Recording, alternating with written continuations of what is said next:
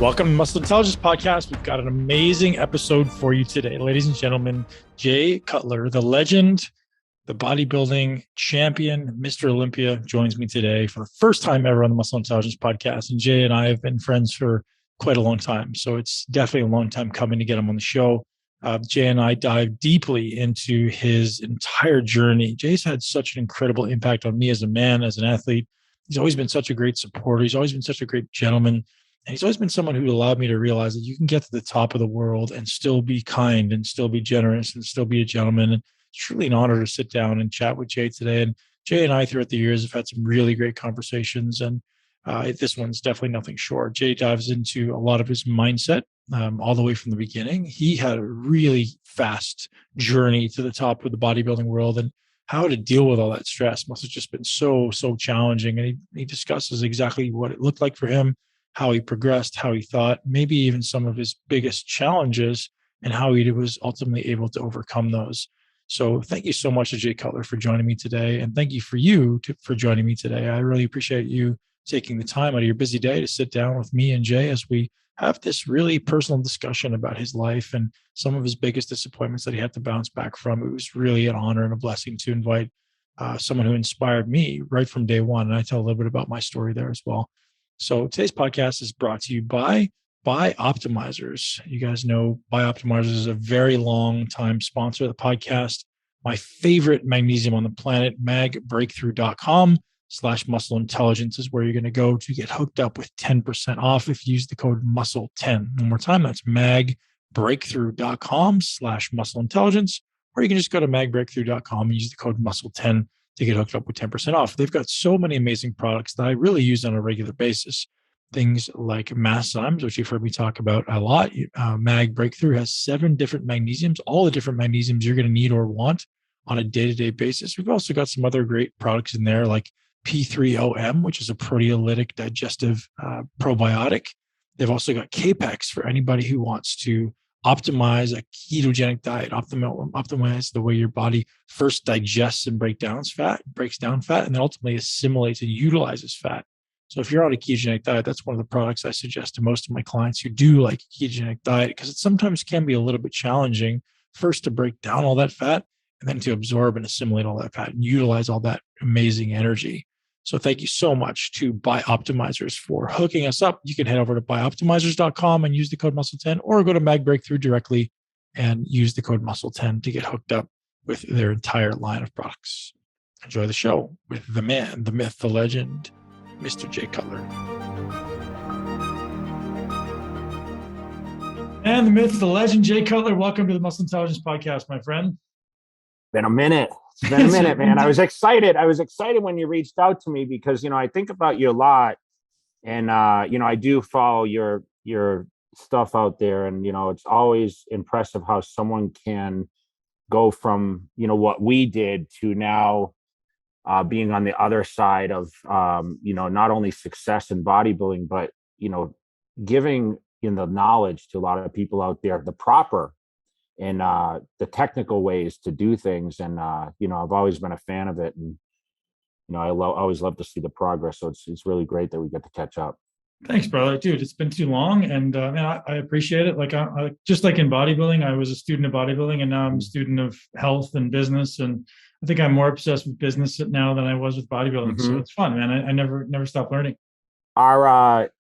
We get addictive, right? We get addictive, and, we became weight trainers. And I remember you when you had the bleach blonde hair, I met you at the Decatur Gold's Gym, and I said, man, this guy with the big legs. And sooner or later, there you were coming up through the ranks. And it was really hard for the Canadian guys to break through. And you were able to, be one of those guys that people talked about, and, was able to be relevant.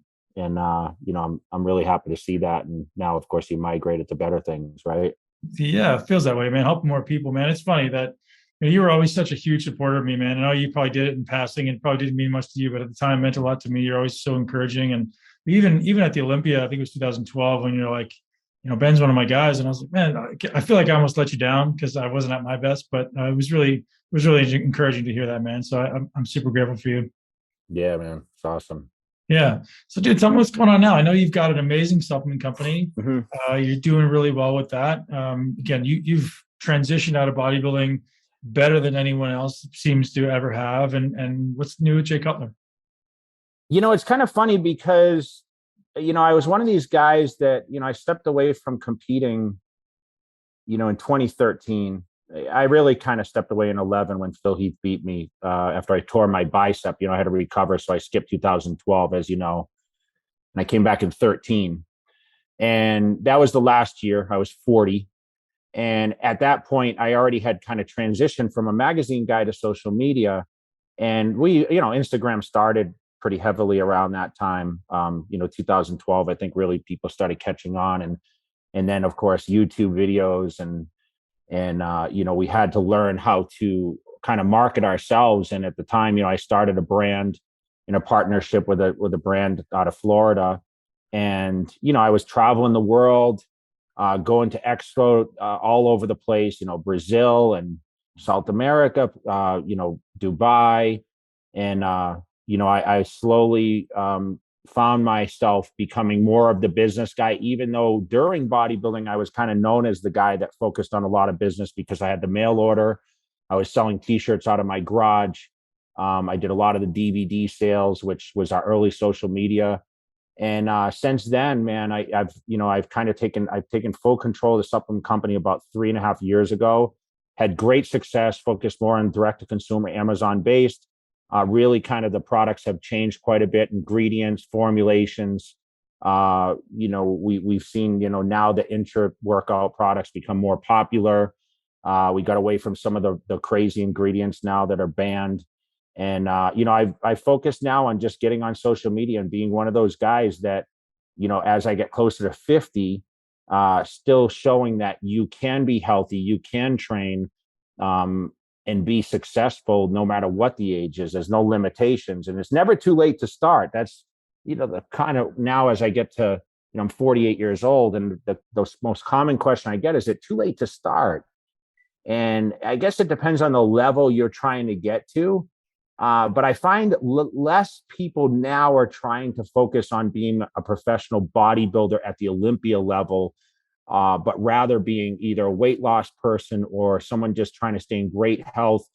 I find myself in the gym every day, doing movements that are, aren't injury prone exercises, and just trying to be as smart as possible because I want to train until I'm 70 years old. There's no question. Yeah, for sure, man. So Jay, I grew up a big fan of Jay Cutler, man. And early in your career, I was just fascinated. I probably haven't even told you the story, man. 1999, I was at the Mr. Olympia. It was your first Olympia, right? 99? Yeah, 99. I was sitting, it was in Mandalay Bay. I'm sitting like in the back. And I see this guy, and I'm like, I didn't know who you were. And I see you there. I was like, that's the next Mr. Olympia right there. And you could just see it in your structure, man. I could just see it. And obviously it moved forward, and you obviously did a lot of work and became an amazing Mr. Olympian champion. But I want to walk back to that, like pre-1999 Jay Cutler, and talk about what really, tell me about a little bit about your journey back then, because I've never been able to pick your brain on that, man. But I was so kind of enthralled with, you were so young at the time, so able to kind of come up so quick, and you just had so much muscle. I'm just curious, like, tell me about young, early baby Jay Cutler. Yeah, I was 25 at my first Olympia, and I finished almost dead last at that contest. So it's funny that you say that this guy's the future, see it, right? Man, your legs were huge, your shoulders are wide. And I was really disappointed. But I'm gonna reverse back to my early days. So when I was 11, my brother started a concrete business. This was in Central Massachusetts, Sterling. I have 3 brothers, 3 sisters, and my brother started this concrete company, and my dad worked, and my mom was living away at the time. So my parents were separated when I was really young. And my brothers used to drag me to work doing the concrete when I was 11. Like I would work after school vacations, weekends, anytime I had free time, sometimes before school. We worked around the clock. And that's really what kind of started the early days of the mentality of like having that commitment to something. And then, of course, the ruggedness of doing concrete, carrying concrete forms. I developed a crazy physique into my teenage years. It was 11, 12, 13. I was always like the most muscular kid, and I was an athlete. So in high school, I played football, but around that, I was toying in the weight room, just going in bench pressing and squatting. I was always the strongest kid. And for some reason, I picked up a book when I was 12 and I saw a picture of Chris Dickerson, who's no longer with us. He passed, last year. And I said, this is how I want to look, but I didn't really know what it was. And, through high school, I picked up books that only at GNC, because that's, they didn't even have Barnes and Nobles and those kind of places yet. And I would see these magazines and I learned about Rich Gaspari and Sean Ray and all these guys. And I said, you know what, at 18, I'm going to join the gym. And I started in college at the time, pursuing a degree in criminal justice. And by that point, I was already 200 pounds when I graduated high school. And I joined the gym my 18th birthday and started my journey. I started lifting weights. I picked up books in the gym and just kind of read through magazines, and I watched guys work out. Didn't really know how to diet. I would ask around, and people like eat pasta and peanut butter, and really no structure. Right. Somehow by circumstance, I grew. And maybe it's because I started college and stopped doing the concrete, because I was doing that so often. And when I started college, I was trying to break away from the family business. And I was packing food with me at school each day, and the kids would kind of like snicker at me a little bit, and be like, what's this guy doing? And I had some decent progress. And next thing I knew, I had a guy that ran the gym. It was a local Gold's Gym in Worcester. And he said, man, you're making some progress. And I know you don't have a lot of money, because I was a struggling college student at the time. He's like, I'll give you a free gym membership. We're going to have this local contest here. And it was like the spring of 1992. And I did this Gold's Gym Classic. It was like a closed show for just our gym. And I finished second in the men's division. I didn't even compete in the teenage division. I did the men's.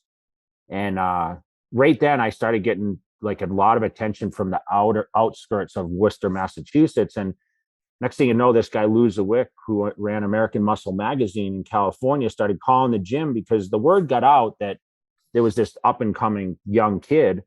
And for some reason, he called Chris Aceto, who was about 2 hours away, who's a very well-known nutritionist in our business. And he said, hey, I want you to take a look at this young kid. He's in Worcester. And he came down and took a look at me. For some reason, he was driving through, going to New York, and Worcester was like, from Maine, it was like halfway distance. Yeah.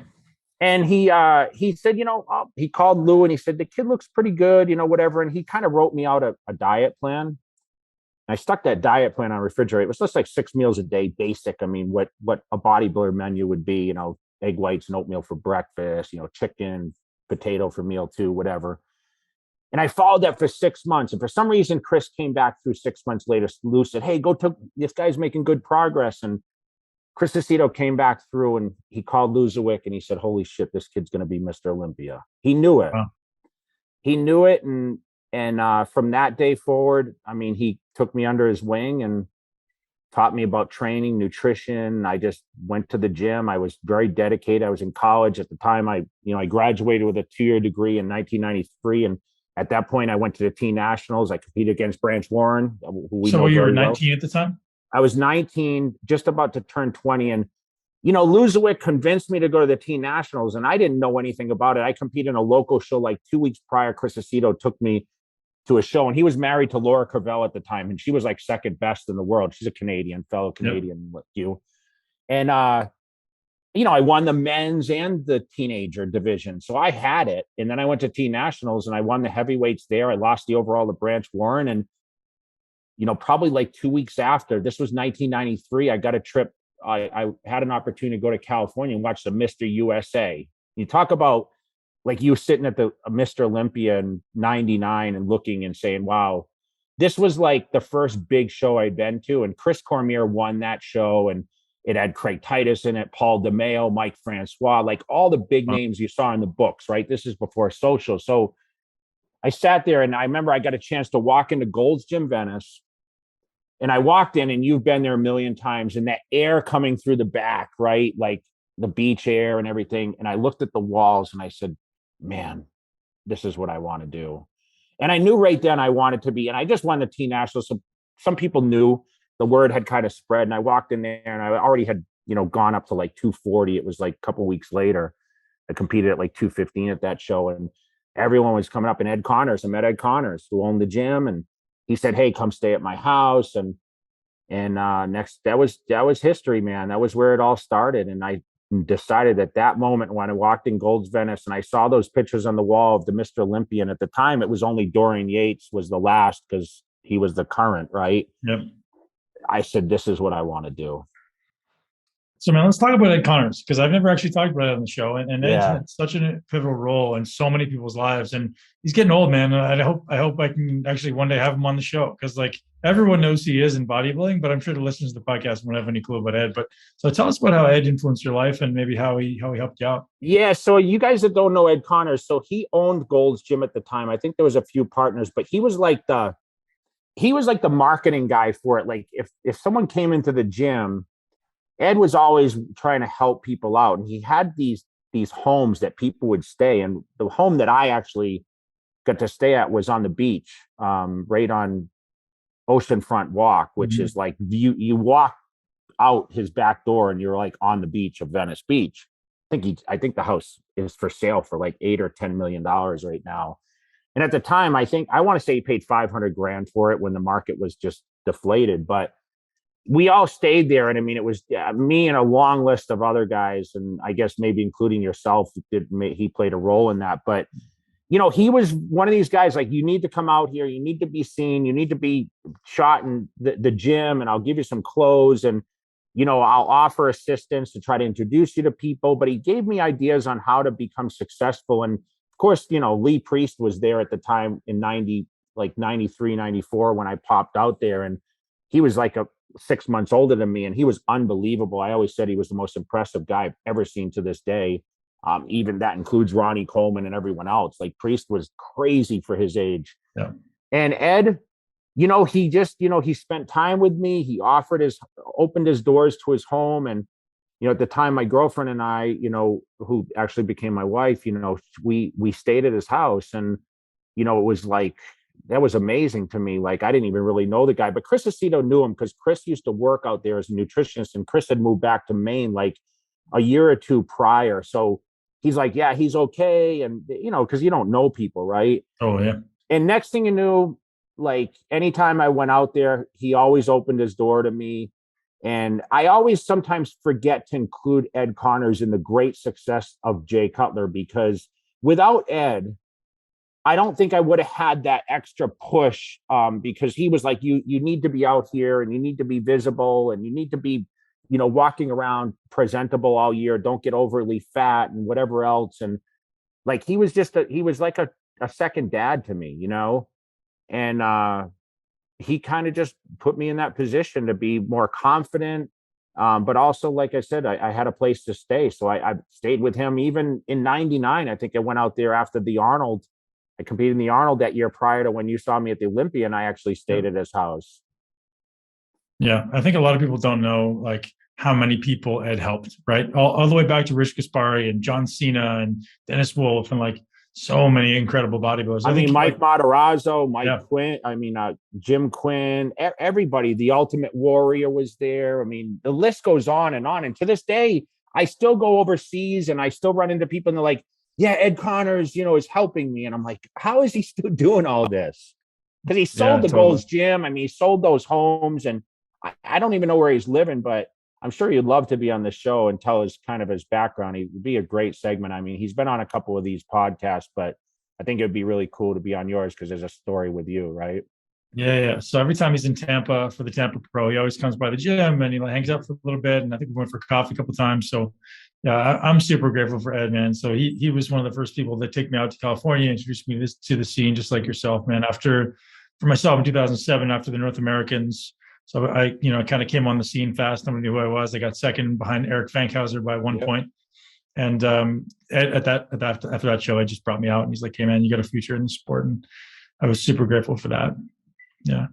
And so 1999, your first Olympia, you're walking on stage at 25. Tell me how that felt. Man, I thought I was going to stand next to Ronnie Coleman and challenge him. I really did. And when I stood in the back and I got last call out, like it was only one call. And I think it was I was with Pavel Jablanicki and Jean Pierre Fuchs. Yeah. Those were still like, great bodybuilders, man. Yeah. But like, I think Fuchs was only guy I beat. And then Pavel was like one placing ahead of me. So he's like 14. I was 15 and Fuchs was 16. There was only 16 guys. And I was devastated. I mean, I went back to the hotel room at Mandalay Bay, and I remember Chris in the room, and my ex-wife Carrie, and we were like, am I good enough? Am I good enough? And Chris was a little confused because I just didn't get the comparison. And I'm leading up to that show, I really thought I looked really great. And a little devastated, but once you have a few meals and you kind of reevaluate things. And at the time I was in transition of moving from Massachusetts to California, Joe Weider, was like, listen, I want you closer to the books. It was very important to be close to Muscle and Fitness. I was on a contract with him at the time. And he gave me a big raise to move to California. So I moved to Orange County in November. So that show was in September of 99. And around Thanksgiving, I moved to California, packed up and headed out there. And I just went right back to work. And as history shows, in May the next year, 2000, I won the Night of Champions, which, I went right back to it, and I beat people like Paul Dillette, Marcus Rule, Lee Priest was in that show. It's my first pro win. And, that was like huge for me. Huge. Yeah, man. So what I saw at that 99 Olympia, obviously you probably can look at the photos, but like the structure was there. The muscularity in the legs was there. The back was there. Just needed a little bit more, like that 5 or 10 pounds. And you're just there. And obviously that's what you went away and did between September and May and stepped on, just crushed everybody, man. And then 2000, you get second in 2000? Is that the first year you got second? No, I got eighth after. So I won the NOC, which is now the New York Pro. And I went to the Olympia. And to be honest, I was a little burnt out. And, I went to the Olympia and I finished eighth. And the funny thing is, Ben, as I'll say it now, I was better in 99 than I was in 2000 at the Olympia. Really? Yeah. And I finished eighth. And remember, top 10 requalified for the next year then. Yeah. Because there were so little shows. We didn't have, now you see there's shows every month now to qualify, and they have a whole point system. So it's different. But so top 10 requalified. So I was able to say, you know what? I had a great contract at the time. I was, just focused on the business. I was traveling. I was getting guest appearances. Joe had put me in the book. So I was becoming super popular face in Muscle and Fitness and Flex. So I was in California. Like, to be honest, once I moved to California, it was like moving from east to west. I didn't have to deal with the weather change. Like, it was just beautiful. You know how California is. Yeah. And I was waking up with a smile on my face. I was training. I was around that culture. And I was able to sit out all of 2001 until the Olympia because of the qualification the year prior. And that's when I did the Olympia in 2001 and placed second for the first time and started the record from there. But to go back after the 2000 Olympia, where I placed eighth, I went on tour. They had a European tour at that time. And I went on tour, and it was just myself and Ronnie Coleman were the two big names there. And I actually finished second to him at like 3 different contests there. And I actually got to stand next to Ronnie for the first time and realized that, you know what, I'm not that far away. Right. And I remember Chris Aceto saying that after we finished that tour and I finished those second place finishes, picked up some nice checks. He said, Jay, you're going to beat this guy. He said, another year, you can beat Ronnie Coleman. And I'm like, okay, we'll see what happens. And literally I went back to work. I trained, I was doing twice a day workouts then. I would do 2 body parts a day, large body part in the morning and a smaller one in the afternoon. I lived the bodybuilder program. I truly think, and I love to say this because I was the more dedicated guy than anyone, I believe, at that time, because I would eat my 6-7 meals a day. I didn't do anything social. I would eat, sleep, and train like I was on a time clock. And every day I had my workout schedule, and nothing spectacular with the diet. I just tried to get as much calories as I could, got bigger in the off season. And here we are, we circulated to 2001. And as you know, 9/11 tragedy happened 6 weeks prior. So Vegas was a little uncertain at the time because it was under high alert. And remember, it was very close to me. It was only 4-hour drive. So I ended up going out a week early. I got acclimated to Vegas. And I remember telling people like Lonnie Teeper, like, how do you predict you're going to do? Remember, I was eighth the year prior. I said, I'm going to win. I looked that good. Leading up to the show, I'd done some photo shoots. Everyone was talking about me, but word doesn't spread like social media now. You post a picture and the world knows. Right. Like only few people knew, but the deep circles knew like I was coming. And when I showed up on stage, the luck of the draw, I drew number 2 next to Ronnie Coleman, who was number 1. And that was, we talk about a little luck sometimes. And I feel like if I would have drawn 10, I would have been on the other side of the stage away from Ronnie. But when I stood there next to Ronnie Coleman and I looked so great from the front side, I could not be denied. And that's how I ended up, getting called with Ronnie Coleman. And, no one really moves up that fast. But I was able to get that look, and history was made. Yeah. Speaking about your consistency, Jay, you said you live the bodybuilding lifestyle. From the outside, you almost made it appear easy. Like it seemed like you were just always so consistent. It never seemed like you were struggling, never seemed like you were tired. You never showed any emotion. Is that the same thing that was going on inside your head? Yeah. I mean, it's so funny. Chris texted me yesterday. Chris Aceto texted me, and he's, we were talking about documentaries, because he's like, your documentary is going to be amazing when you do it, about your journey, especially now as you get older, right? You can kind of reflect back. But he's like, dude, no one's ever going to have the career that you had. He watched me. It was so funny. He's like, I never had to tell you, like, you need to work harder or whatever else. I was a machine, man. I literally ate, slept. There was one goal in my whole life since I was 12, and that was to be the best bodybuilder on the planet. So when I was fighting to get there, and now, like, here I am, like, knocking at the door, right? I saw the potential to win it. Like, there was just no mistakes. Like, there was no room for any error, and everything. Like, I went through every workout, and at the time, Ben, I would journal everything. I wrote down if I walked 10 feet to the refrigerator and how much water I drank. If I went to the grocery store, how much time it took. I have journals with all that stuff in it. I have every ounce of food. I weighed my food in the off season. I drank as much fluid as I could. I would probably drinking 2 gallons of water a day.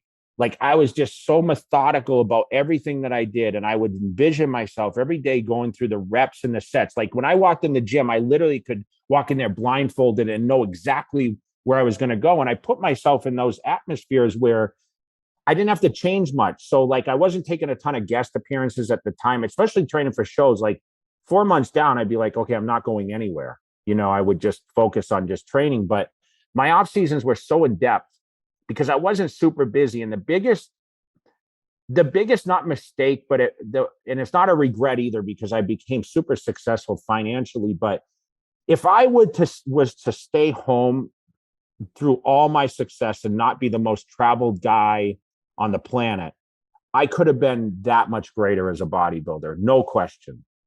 Yeah. So, Jay, now you get to interact with a lot of the current young, aspiring, even the top guys in the world. Mm-hmm. Knowing how you positioned it, knowing how you approached it, what are these guys missing? Like, have you met anybody who's got the same focus and clarity? And you're welcome to name them, you're welcome to not. But I'm curious if you see a difference in the culture of bodybuilders today compared to when you were doing it. Yeah, I mean, filming and social media, phones in the gym. Like, no one was allowed to carry a phone if they trained with me. Like, when I was at that Decatur gym, like, no one was allowed. And, we weren't filming sets and reps and whatever back then. I mean, Mitts would come for the battle for the Olympias and my DVDs. And I remember telling him, don't talk to me. Just don't say one word, because, and it showed in the videos. I mean, any of you guys can go on YouTube and watch these, I don't say one word. I'm just like a robot. Right. Yeah. And, listen, I'm going to look at like a Chris Bumstead, who I feel is the most popular, and I'm going to call him a bodybuilder. Okay. Because he is, anyone that I feel any division is considered a bodybuilder, but he's got all aspects covered. But they're all victims of social media, meaning like that makes them popular, but because they have to self-market themselves because the magazines aren't doing it for them or their sponsors, right? But you have to now have your mind. So like when you go do things at the gym, instead of focusing on the weights and reps and sets, you always have that, oh, I got to film this or whatever else. Or, now we have people coming up in the gyms that like are coming from all over the world. Like they hear that Chris Bumstead or Regan, for example, who's in Vegas now, trains at these gyms. They're coming and knowing that these people are there. Where I remember, like, when you sat at, I had no idea who you were when you came into Decatur Gold's gym, and you watched me walk in, and people used to wait for me there because they would know that, hey, Jay trains, through my DVDs. But it's just a lot of distractions now.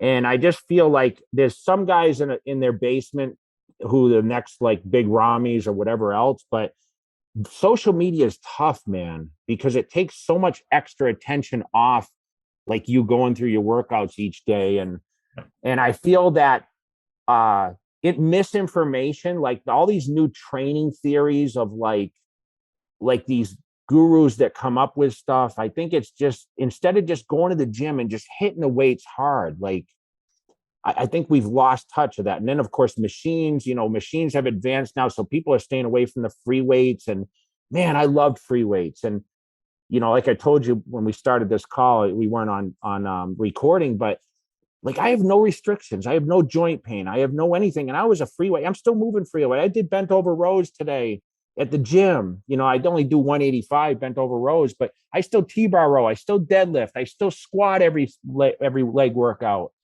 I don't see the guys doing that as much now. Am I right or wrong? I don't know. You're 100% right. Do you think it's because of the instant gratification nature of social media, where they're just not willing? Like, I don't know about you, man. Same as you. I put in 10 years before I fucking took a picture or anyone knew who I was. Like, at least probably more than 10 years, right? And I think that's missing now, because like everyone's like, oh, I have to do this thing now so I can be popular on social media. So they're not willing to put in that long-term commitment. Yeah, I believe that, but I don't knock them for it, because no, never. Because different. Remember, and we were paid, like, someone came to us and said, we want to pay you to represent us. Like, there's very few opportunities for a lot of guys these days. No one's just cutting you a check to be, a full-time bodybuilder as much, right? And if they do, it turns around, they expect you to be a salesman for their company. Like, okay, well, how many sales are you going to get us? Let's work off a code. Like, the thing is, like, Muscle Tech, I want to give a thank you to them, because they gave me a huge opportunity. I mean, as much as Joe Weider did also, like, they were like, okay, we're going to brand you. We're going to utilize you. We're going to pay you to use your name and your images. But it's up to us to market you. Like, you just show up and be you. Your reputation speaks for itself. So you just continue to work hard. You win, do it the best you can. And we'll look after you. And that's what happened. And I just don't see that as much today. And listen, I'm a supplement owner, but with my demographics, like, it's just, I have 10 million social followers with all my channels, and I'm able to reach a lot of people. And I think being one of the guys that battled Ronnie, it's given us great visibility even to this day. Like, the younger generation follows us, but I admire, like, the Regans and the Bumsteads, and some of these young guys, Nick Walker coming up, and Hunter Labrada, because they're like the future, and they have a lot of outlets that they can kind of interact, and they can brand themselves. But at the same time, they got to keep working, man. They can't just, it's not just sitting on the couch for these guys. The social media is a lot to keep up with, but I still, I see these guys training hard, but the less distractions, the better you can perform. There's no question with that. Yeah, for sure. Jay, tell me about a time in your career when you felt like you were struggling. 90. I mean, I struggled every year, to be honest. I mean, 99, I told you I sat in that room, questioned my ability. 2001, I mean, I lost the Olympia where everyone thought I could have won it. I lost to Dexter Jackson in 2008. I was devastated. I came back in 2009 like a monster. Yeah, listen, in 2000, I'll tell you, the biggest struggle for me was 2011. I was leading into that Olympia, and I was informed by Muscle Tech, listen, we're going to cut your contract in half, because they wanted to make room for Phil Heath at the time. I tore my bicep 3 weeks out. My dog died 4 weeks out, that I had for 10 years. And I was going through a divorce at the time. So for me, and then I lose the Olympia. So then it's like, okay, your whole world comes apart, right? And I knew that injury was going to be something that wasn't like the Dexter Jackson loss, where I was able to just come back. I was just I wasn't in my best shape. Like now I had a torn muscle, which is the first injury in my career. Okay, I'm at the tail end. I'm 37 at this point. Where am I going with this? I mean, I was the biggest earner at the time. I had the biggest contract in history with Muscle Tech. And, now I had, the sponsor that had me under their wing for, almost 8 years, saying, hey, we're making room for the new breed, and wondering, where am I going to go with my life? Where am I going to go with my career? Like, you never think it's going to end, Ben. Like, you never think that You're right. there's going to be an end to your bodybuilding career, especially when you're me, right? When you're me and you're like the top dog for 10 years, top 2 in the world. I was first or second for almost 12 years. And here, this young guy, Phil Heath, who I kind of took under my wing, that has questionably, he could have been, I mean, he may be the best genetically gifted bodybuilder ever, right? How am I going to beat this, right? How am I going to beat this? I mean, I'm an older guy now, and, I beat people with sheer mass. I can't train like I was. And it was a tough time for me, and, like I said, Muscle Tech, I stepped away and I actually refused the contract because I wasn't going to, it was my ego. Steve Blackman was sponsoring me at the time with Muscle Development. I know, there's a lot of mixed feelings about him, but that guy stood behind me, gave me all the respect and kept me under contract. Always have respect for him because of how he treated me.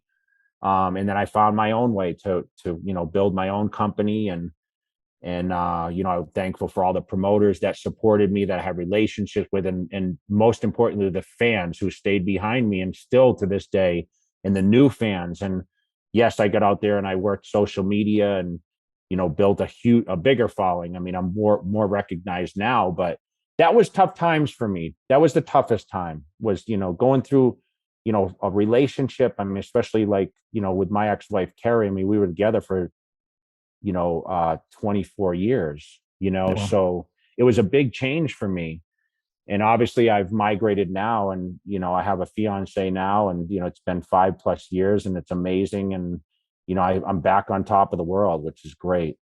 Tell me about losing in 2008 and then coming back to the package you brought in 2009. I mean, I don't know if you'll agree. I would think that was the best Jay Cutler ever. And your condition was just insane. And I remember like following you up to that show because I just got my pro card. I competed in the Tampa Pro that year. I was actually qualified for Olympia, and I decided not to do it stupidly. Had I known, like, I don't know, had I known what I know now, Yeah. I'm curious where your mindset was coming off of Dexter being in 2008 and then coming into that 2009. Defeated, man. Defeated because Dexter had been one of those guys that I never thought would beat me because of the sheer mass of my physique versus, like, he was always the smaller guy, right? Yep.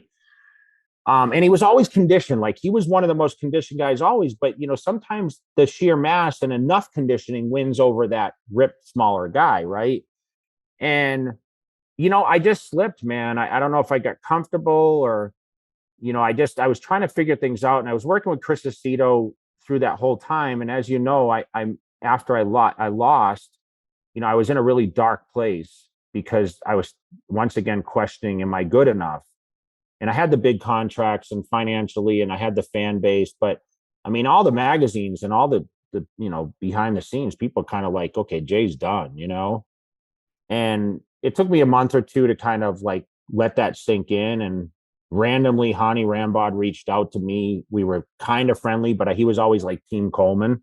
But since Coleman was done at this point, we were just friendly. We had spent like an Easter together one year, like a couple years prior. And, we got to, communicate or whatever. And he just hit me up and he just said, you know what, Jay, how are you doing? Like, he was the only one that called to be like, how are you doing? Not like asking about what's next move for you. And, I just said, hey, do you think I can still do it? And he said, oh, there's no question. And never offered assistance. He just said, listen, if you need someone to, lean on or whatever, I'm here for you. And somehow we linked up in December. And I remember in January, I asked him, I said, hey, can you keep an eye on me? And, I just decided, like, Chris and we spoke after the show, and Chris was like, maybe it's just not, we're just not clicking. And Chris, I think, looked like the people around me, like I had an entourage. And I think at the time, like, I was listening to opinions on how I needed to approach things, kind of like the internet does to like people nowadays.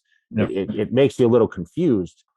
And, me and Ronnie got together, and we shot FST7, and Phil Heath was right there. I mean, we all kind of like hung out at my place here, same house I'm in now, and we kind of set a standard to train for 2009. And we weren't sure what the outcome was going to be, to be honest.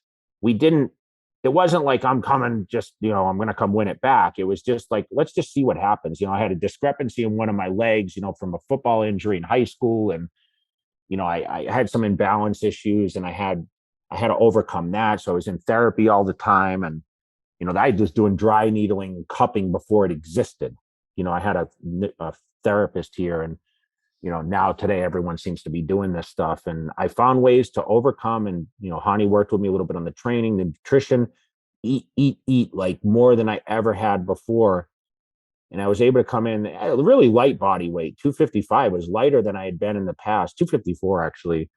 Just the appearance was just astounding. Like, I remember the day of the show, Hani took a picture of me, and I said, that's me. Like, it was like a back double bicep. And yeah. I remember in the hotel, like, Phil Heath unfortunately got sick like a couple days out, food poisoning for that show. And I remember Hani was in my hotel room. We were up, right across from the convention center at the Residence Inn. I went to see him or whatever. And he said, dude, no one's beating you. This is like next level.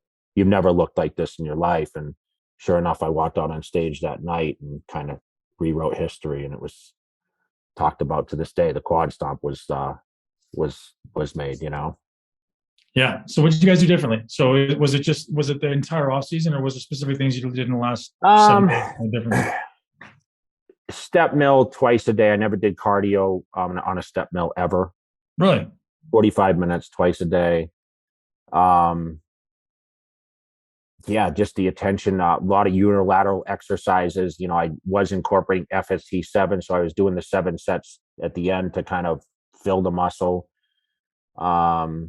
Nutrition intra workout. I was using the time, like I used his Evogen product. Evogen wasn't born yet. It wasn't even launched yet, and I was using the EVP formula he was using. So I was getting like that intra workout stuff, and then just it just pressing. Like, I had him in my ear all the time, and he helped with my confidence a lot, but nothing extraordinary.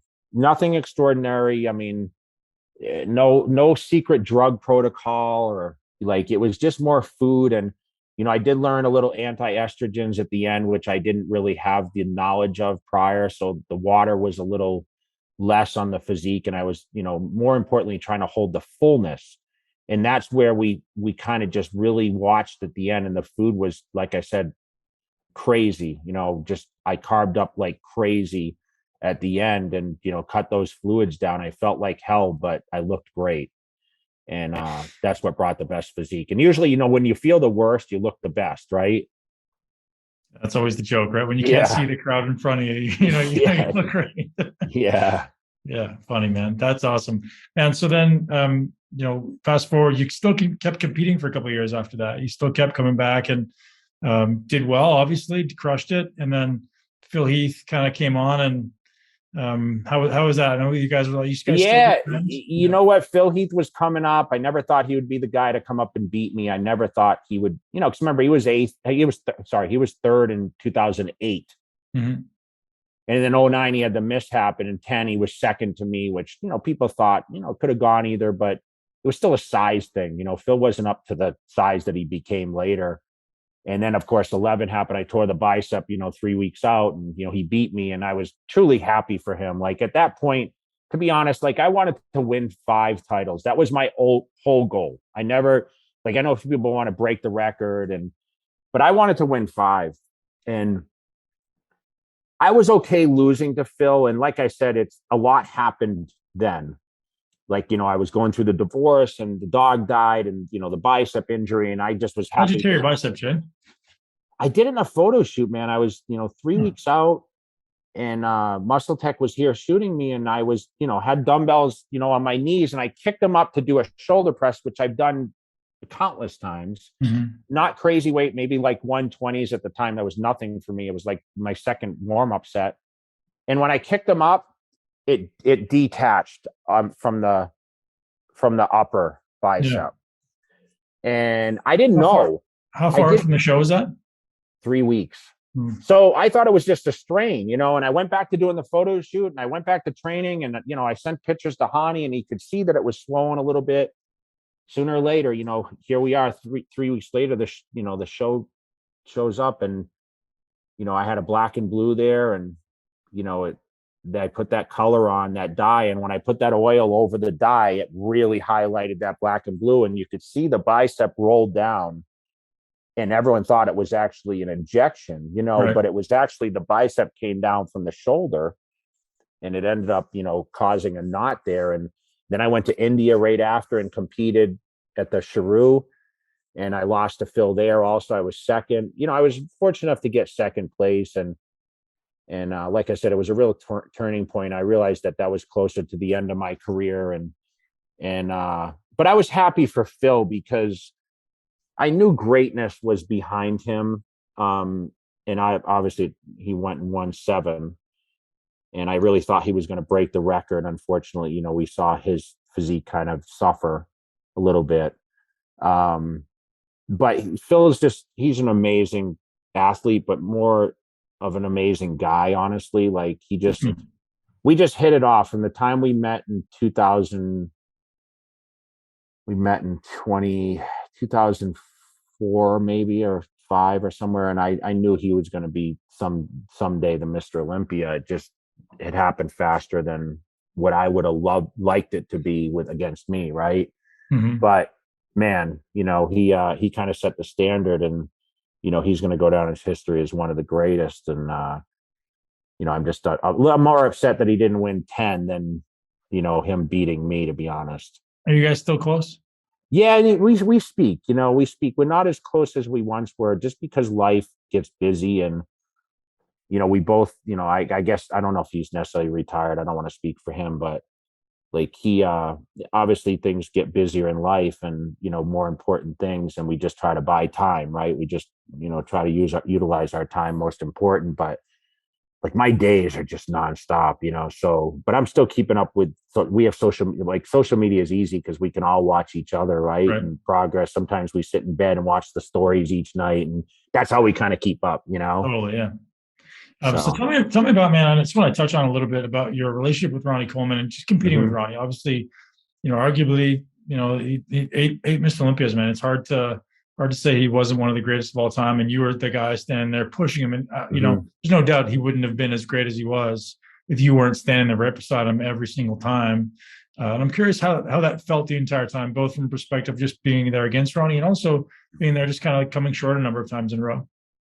Yeah. So to go back to the Night of Champions victory in 2000, it's kind of funny because Ronnie Coleman called me after prejudging and wished me congratulations. And at the time he was already Mr. Olympia. And I thought it was kind of funny, Ben, because I didn't really know how bodybuilding worked. I was so relatively new to competing. I only had competed in, a few, like 3 amateur shows. And then once I got to the pros, like I did, like 3-4 shows. And next thing you know, I was winning a pro show. So he called me and said, congratulations. I said, well, the night show hasn't happened yet. I haven't won. He's like, no, you won. So it was kind of like, I was like, man, this is awesome. And he was my idol. So when I was able to, like I said, compete with him in 2000 at that European tour and stand next to him. And then, of course, 2001. And like, man, I was so happy in 01. Like, everyone's like, man, you should have won. And I'm like, no, relax. I still got second to the greatest bodybuilder ever, And year after year, you get a little more frustrated. Like, we traveled, we did guest appearances together. We trained on the road. The magazines, and you remember this because you were a magazine guy, like, they would build up like there was animosity like between us, right? But we were like, he's the most friendly, respectful guy, but he truly never thought Jay Cutler could beat him. Like he had no fear of anyone because, after he had won, like, I mean, no one trained like him. No one like just had the genetics at the time. So like he would always say, Jay would have to be reborn with better genetics to beat me. And I knew like age was a factor in bodybuilding. I mean, we all fight Father Time, right? So as I progressed, and I knew that Ronnie was, remember, he's 10 years older than me. So, when I won my first at 33, he was 43.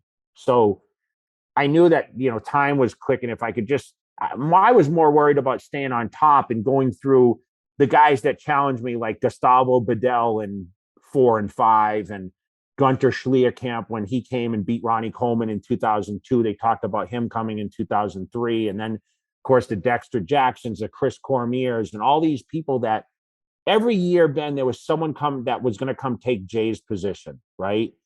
And every year it was the same result, me, Ronnie, and then everybody else. And, so I mean, 01, 02, I sat out. Another, I don't know if I regret it. I think as I get a little older, I start to regret it more because I might have won that year. 03 second, 04 second, 05 second, and then on 06, I won, right?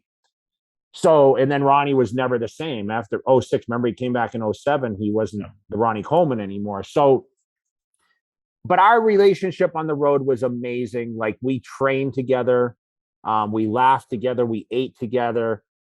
We were rivals, but we respected each other so much. And you're right. I feel that Ronnie was better because I was pushing him. And I definitely, if I wasn't chasing Ronnie Coleman, I never would have pushed as hard. I mean, I changed up a lot of my workouts, and I used to watch his DVDs to try to get ideas on, okay, what can I do differently to improve my physique? And I went to work at that Gold's Gym at Decatur where we met, and were able to that was kind of my home base. And, I worked my ass off, but like, I knew he was always working harder. I can tell you, we would go on these guest spots and we would land in these guests. They would bring us in as the 1-2 guys. Like, everyone wanted that rivalry because it was like such a big story for the books.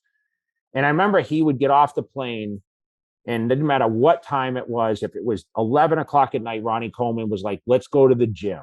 And I used to be like, man, I'm tired. I don't want to go to the gym. But that guy, like, he just had no off switch. Right. And to this day, he still stays up all night. Like, he goes to bed at 7 in the morning. I mean, he worked as a police officer. So I think he ran, he worked the graveyard shift or whatever. So, like, he was just a machine, man. No one worked harder than that guy in the gym.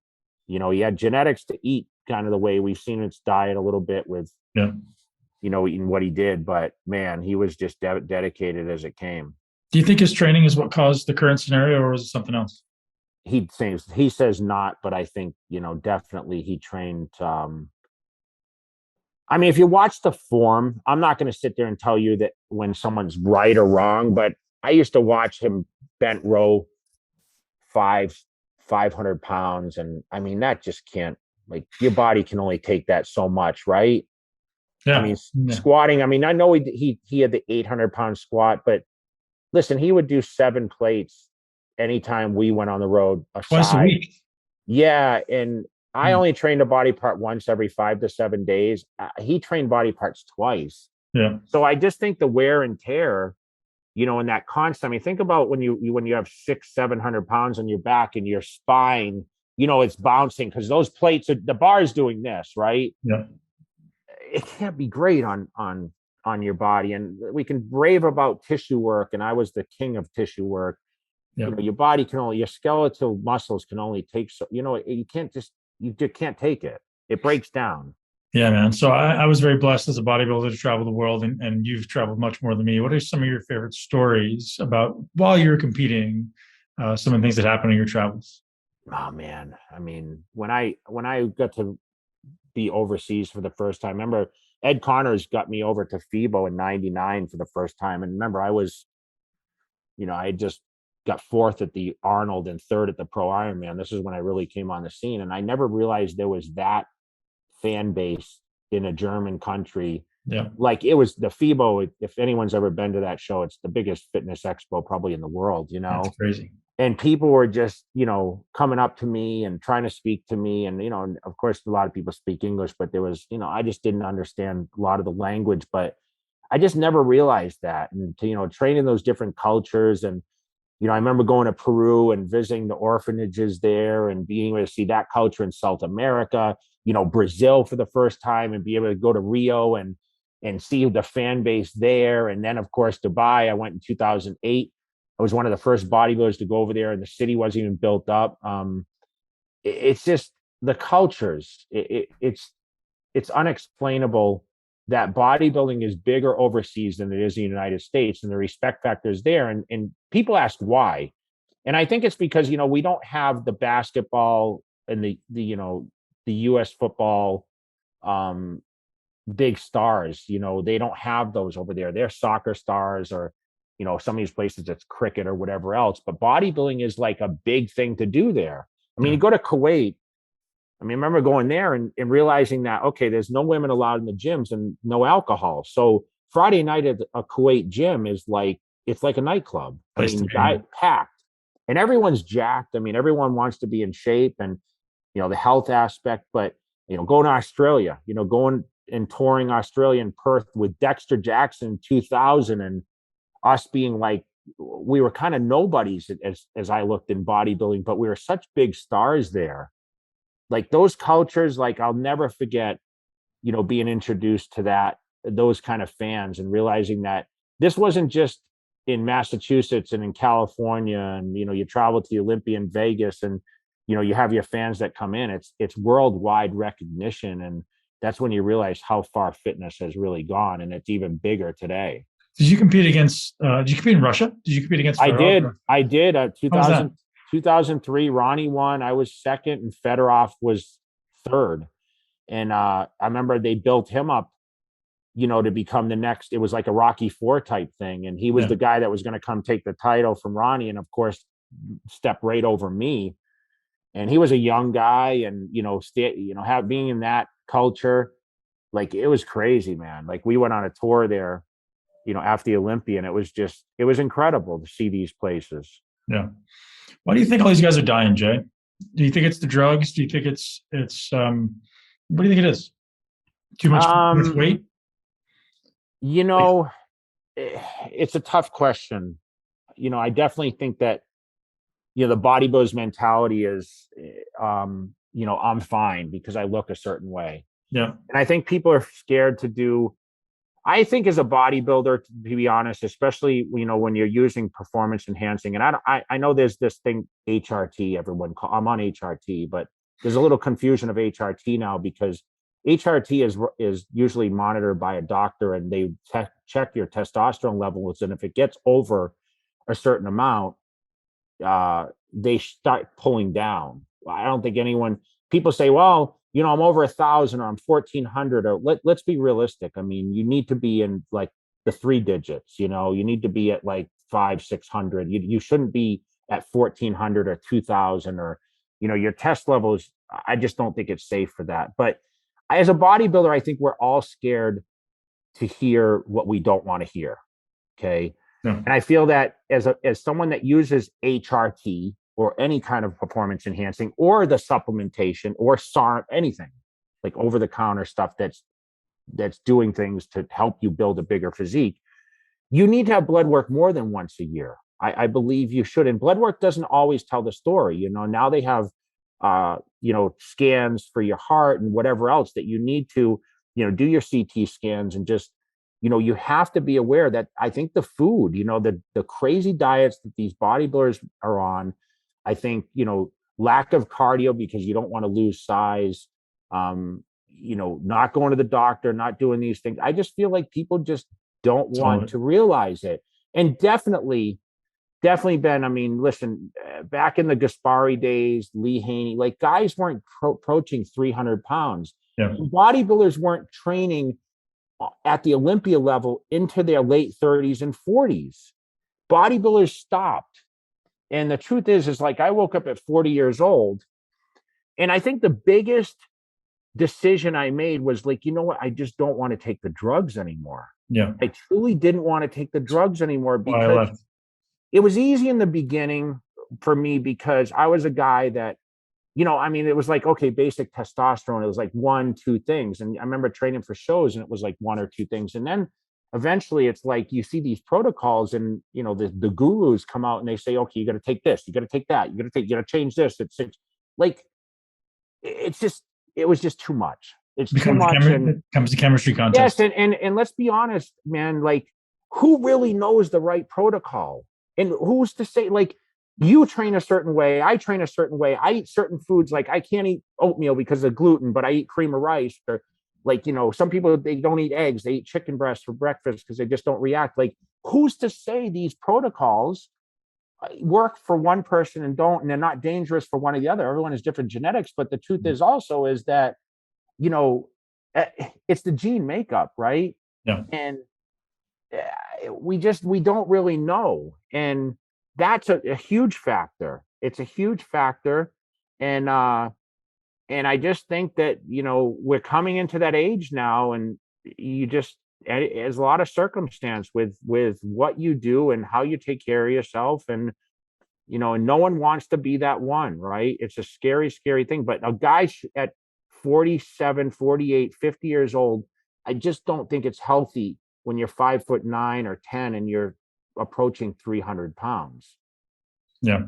So the answer is it's probably all of it, right? It is the drugs, it is the food. One of the big things that nobody talks about is like bodybuilders eat right up to the time they go to bed, they go to sleep, and they're not sleeping when they're sleeping, right? Their eyes are closed, their brain feels like it's closed, but their body's processing food, and that's throwing off their circadian rhythm. They wake up in the morning, they're tired, so they're taking stimulants to get going, and just gets this negative circle. And I think that's ultimately what's causing a lot of the heart issues. These guys just never allow their body to like relax and actually recoup. So they take more juice so they can recover from that, because ultimately steroids are going to help you overcome that stuff.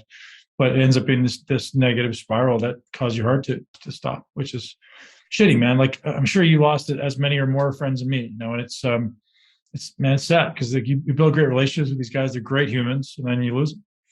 And don't get me wrong, Ben, like if you said at 25, like, listen, you can win the Olympia, but it's going to shave 10 or 20 years off your life, I would have made the decision to win the Olympia, because at that age, like like I mentioned, where our whole goal is just winning, right?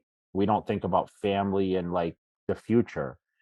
Even though I mean, people look at me and say, "Oh, Jay, you're a smart business guy. You prepare for the future." But truthfully, like, I'm going to be 100 with you. Like, if you gave me that choice at 25, I probably would have shaved at 10 or 20 years off. But looking back now, and don't think I'm sitting on this video and saying, hey, I didn't do this or I didn't do that, because listen, I did everything. I did everything there was in bodybuilding, and yes, I was careful. I believe I was more careful. I can honestly tell you that, with, you know, my blood tests and seeing doctors and doing as much as I could. But once again, it was a kamikaze schedule where it was like, you know, you read my stories about how much meat I ate and how many meals, eating 1,000 grams of carbs a day. I mean, how much can you bang your head against the wall for results and not have it have a negative side effect on your body? And I'm very thankful now at my age that I'm 100% healthy.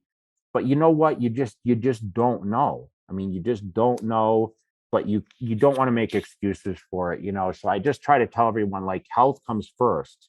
Health comes first. And, you know, that's why I think a lot of bodybuilders now are leading away from, you know, trying to be a professional bodybuilder. They just want to look better. And, you know, bodybuilding, as we see, is not as competitive. I feel like it was way more competitive when I was on top. Yeah, I think there's a lot of reasons for sure. So Jay, I know you're an incredibly successful businessman now. You're a family man. What do you do outside of those two things to, what I'll say, fill your soul or have fun?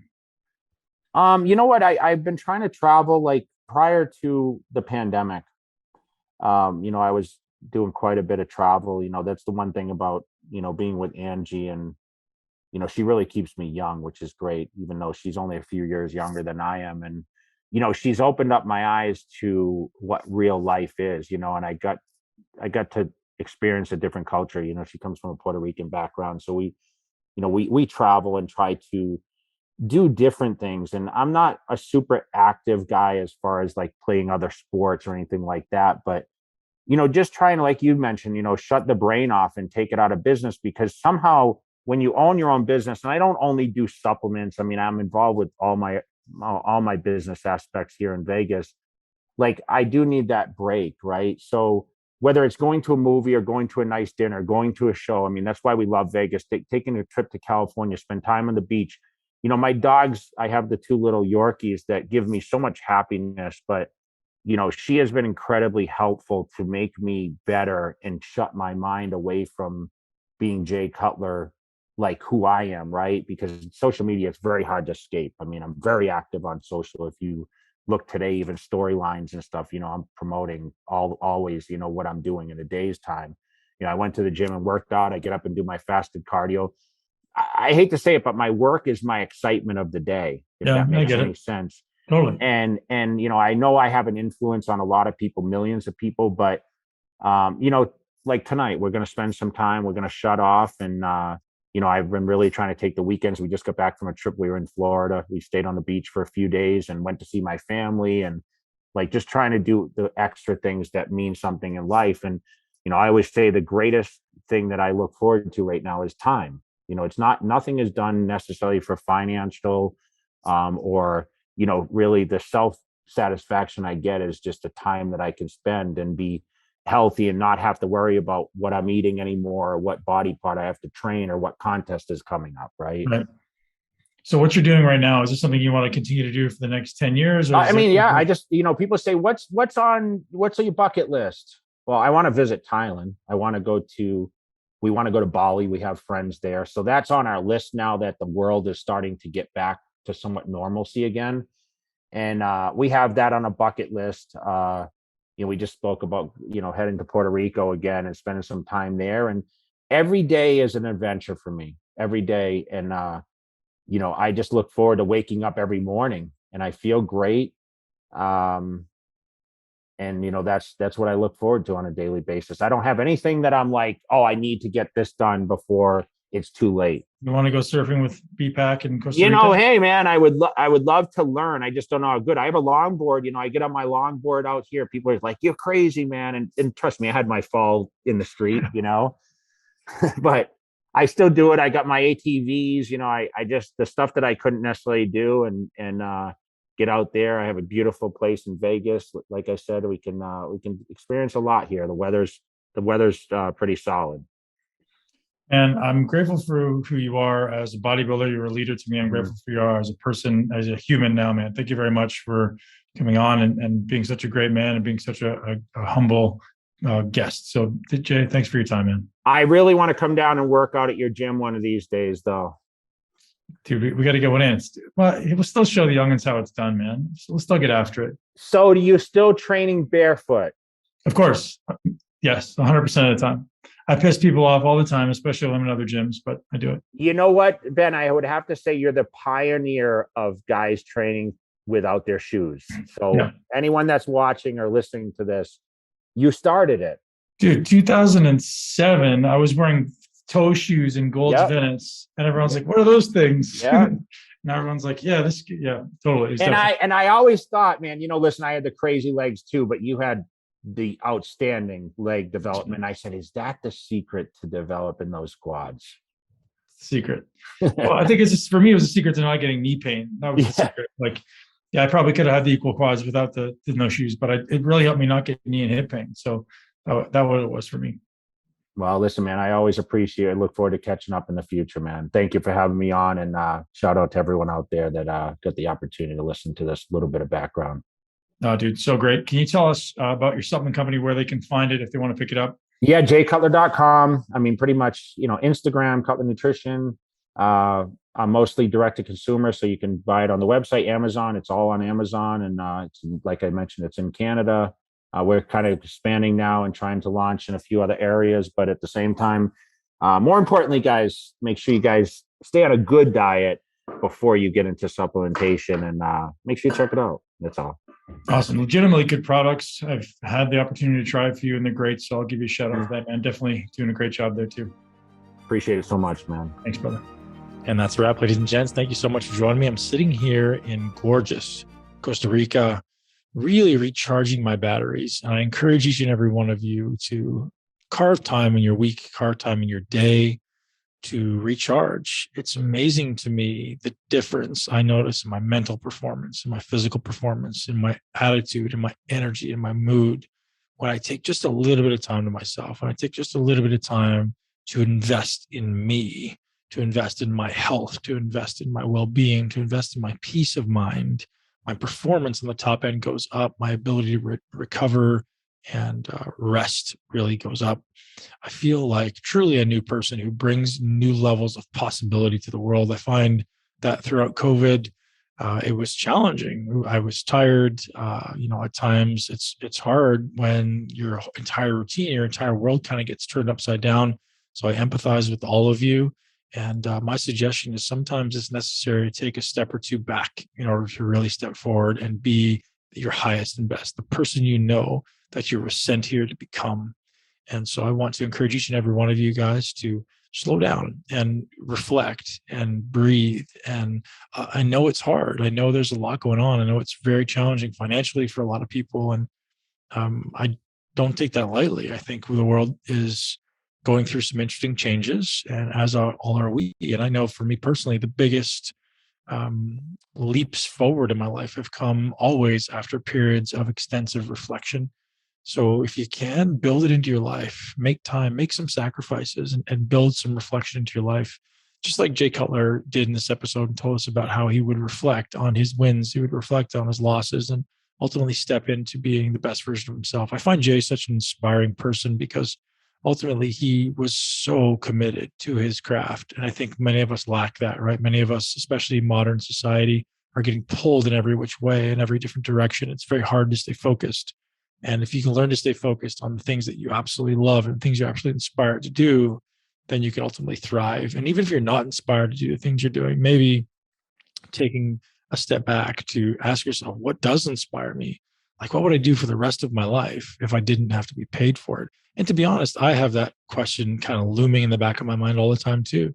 I don't know that I've nailed it for myself, right? I do know that I love to coach, probably more than anything. I love to coach. I love to see people just turn on the light bulbs, right? And I do that. We have such an amazing group. I currently coach 20 really high level gentlemen who are high achievers, right? And it's helping them unlock the highest level of their physiology and the highest level of their psychology. I think that's really what you would say I do. It's teaching you how to access a new gear, both physically and mentally, that most people simply didn't know they have. And that to me is so fun, right? I often talk about people who begin where everyone else ends. And that's, to me, is what is most inspiring, and the people that I find most inspiring. And I get to work with these people on a regular basis, and I truly love it. So thank you everyone to being here. Thank you to Jay Cutler. Thank you to our sponsors for today, BiOptimizers. That's BiOptimizers, BiOptimizers.com, and get hooked up with the code MUSCLE10. You can take any of their products. I suggest that at very least start with Masime. You should be taking those with every meal that has protein. I take about 1 to 2, depending on the size of the meal. If smaller meal, 1 capsule is enough. Larger meal, 2 is great. That's with the meal for me personally. And away from meals, I take as many as 5 to 10 Masimes to really help my body break down any inflammatory markers, any gut digestion issues that I'm having. That really helps me to kind of bring down my overall inflammatory status in the body. So without further rambling from me, ladies and gents, thank you for being here. I truly appreciate it. Thank you for listening. Thank you for sharing. I really appreciate the share of this episode. If you did enjoy this podcast, please share it with at least one person you know and love, and ultimately someone who wants to live their greatest life in a body they love. My mission in this world is ultimately to empower men and women with the knowledge and skill set to express the greatness within them. And that means optimization of your physiology, optimization of your psychology. Thank you for being here. Thank you for always joining the Muscle Intelligence Podcast. And I can't wait to see you again soon. Thank you so much for tuning into Muscle Intelligence. If you enjoyed today's episode, please be sure to share it with at least one person you know. Make sure you're subscribed so you never miss an episode. This podcast is for information purposes only. The statements and views on this podcast are not medical advice. This podcast, including Ben Pakulski and the producers, disclaim responsibility for any possible adverse effects from the use of information contained herein. Opinions of guests are their own, and this podcast does not endorse or accept responsibility for statements made by guests. This podcast does not make any representations or warranties about guest qualifications or credibility. This podcast may contain paid endorsements or advertisements for products or services. Individuals on this podcast may have a direct or indirect financial interest in products or services referred to herein. If you think you have a medical problem, consult a licensed physician.